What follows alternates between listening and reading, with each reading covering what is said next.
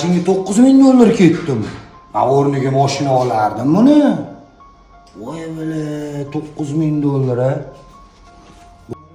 Biz nimaga premium klass remont qilamiz? $9.000 nimaga ketdi? Ish haqi va materialga. Hozir akamni tushuntiradi nimaligini. Mana ben bollerimizda, ko'simli boller deyiladi, rossiyskiy toza mahsulot bilan. Bu issiq suv chiqaradi, vazifasi issiq suv chiqarish. Agar nobodor kotol ishlamay qolsa, tokda ham ishlatsa bo'ladi. Mana kotli utilitariy italyanskiy, одноконтурный.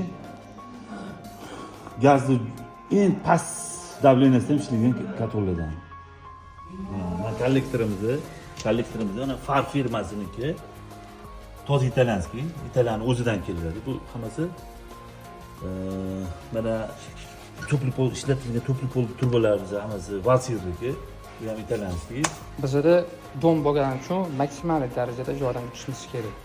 Shuning uchun mana 120 joyga 60 shunaqa, 70 shunaqa. Akamlar bir amallar buklab bo'lsam tutaldi.